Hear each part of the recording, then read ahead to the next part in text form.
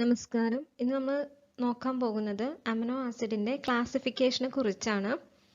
ഇത് ജസ്റ്റ് ഒരു സ്ട്രക്ചർ മാത്രമാണ് നമ്മൾ നോക്കുന്നത്. ഡീറ്റെയിൽ ആയിട്ടുള്ളത് പിന്നീടുള്ള ക്ലാസ്സുകളിൽ നമുക്ക് കാണാൻ സാധിക്കും.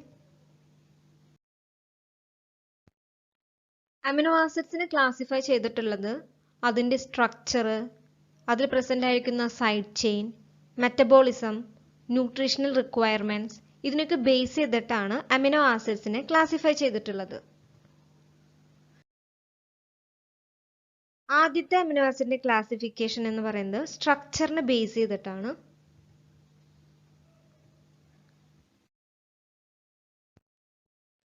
അഞ്ചായിട്ടാണ് ക്ലാസിഫൈ ചെയ്തിട്ടുള്ളത്. Aliphatic amino acids, aromatic amino acids, heterocyclic amino acids, imino acid, derived amino acids. ഇതിലെ ആലിഫാറ്റിക് അമിനോ ആസിഡ്സിനെ മൂന്നായിട്ട് വീണ്ടും തരംതിരിച്ചിട്ടുണ്ട്. അത് mono amino mono carboxylic acid, mono amino di carboxylic acid, di basic mono carboxylic acid ആണ്. അതുപോലെ തന്നെ derived amino ആസിഡ്സിനെ മൂന്നായിട്ട് തരംതിരിച്ചിട്ടുണ്ട്.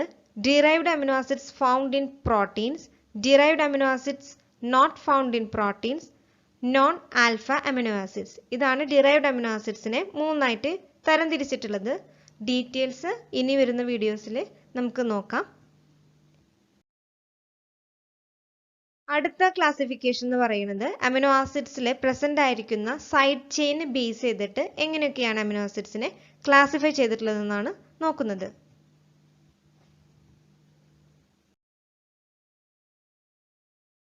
അതിലെ ആദ്യത്തെ ഗ്രൂപ്പ് എന്ന് പറഞ്ഞാല് amino acid having non polar side chain.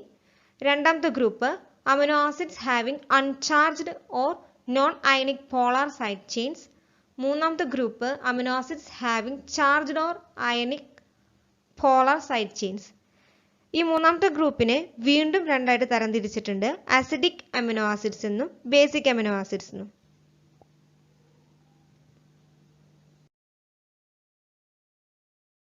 അടുത്തത് മെറ്റബോളിസത്തിനെ ബേസ് ചെയ്തിട്ട് എങ്ങനെയാണ് അമിനോ ആസിഡ്സിനെ ക്ലാസിഫൈ ചെയ്തിട്ടുള്ളതെന്ന് നോക്കാം.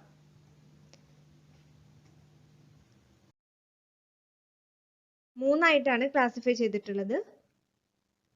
Purely ketogenic, ketogenic and glucogenic, purely glucogenic.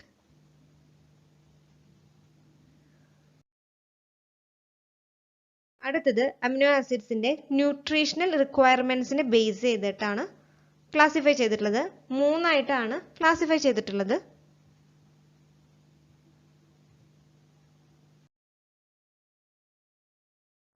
ആദ്യത്തേത് essential or indispensable amino acids, partially essential or semi essential amino acids, non essential or dispensable amino acids. ഇതൊരു important classification ആണ്. ഇതിന് base ചെയ്തിട്ട് ഒരുപാട് ക്വസ്റ്റ്യൻസ് വരാറുണ്ട്.